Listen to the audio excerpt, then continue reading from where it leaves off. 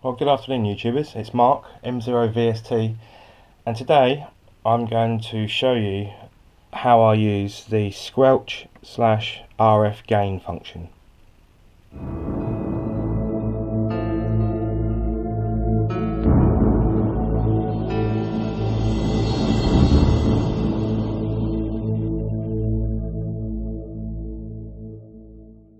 Right, as most of you 817 owners will know, this dial doubles up and does two functions. It does the squelch and it does the RFGain.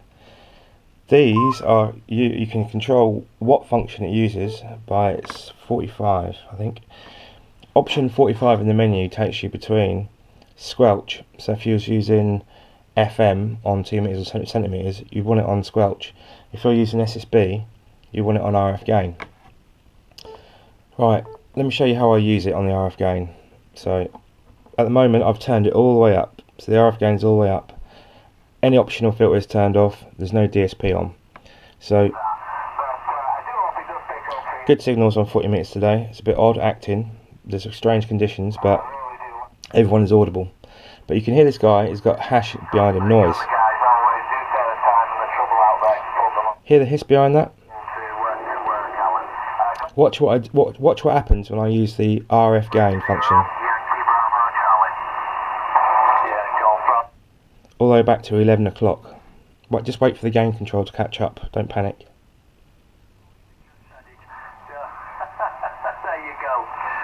Right, so now there's no AGC pumping. It's much smoother.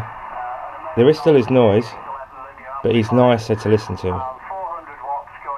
Right, so that's my first tip really, or what I make of that dial. If you have it cranked all the way open like this, you're amplifying everything. The noise in the background.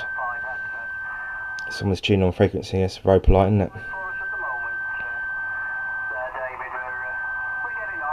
it? Oh dear. Anyway, so wind the gain back to 11 o'clock, wait for the gain control to catch up, and voila, much nicer. And that costs nothing, there's no extra that's in there, built in. Right. The second thing I think is quite important is the filtering. You've got space for one filter, so it used to be you'd have the option of CW or SSB, but nowadays you can have the option of both if you import parts from America.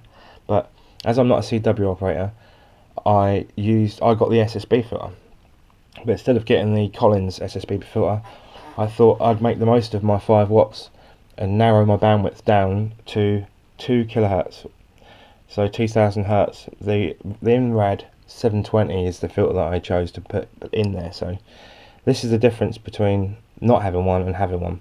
It's much more acute on the output than it is on the input, but still it's made it so I can hear things that I couldn't normally hear. So the gain control's back.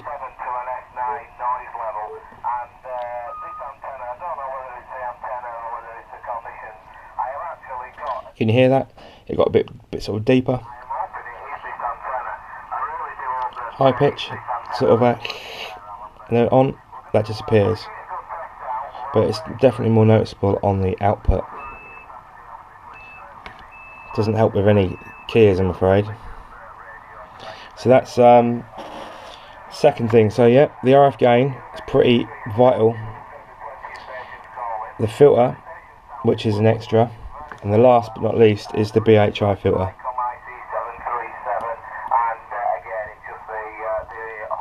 There's the BHI filter turned on 1.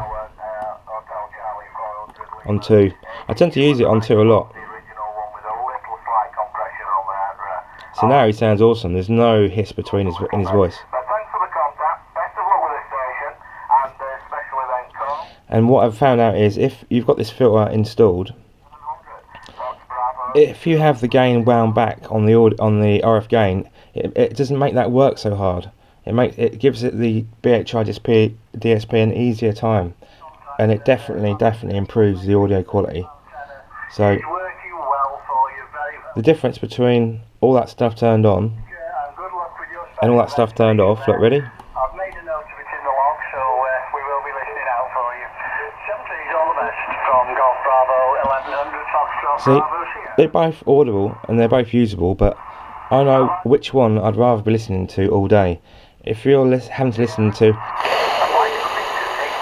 all day, it's gonna really bother you. So anyway, thanks very much for watching, guys. Thanks for all the recent subs. If you haven't seen my channel before, it's kind of a mix of all different bits and bobs, but yeah, I thought I'd show you that, guys, because it's quite important, I think, not to have the gain wound all the way out. It's in all the way back down to there, to 11 o'clock. So all the filters are turned off. And just how nicer that is. Right, 7-3, guys. Take care, M0VST.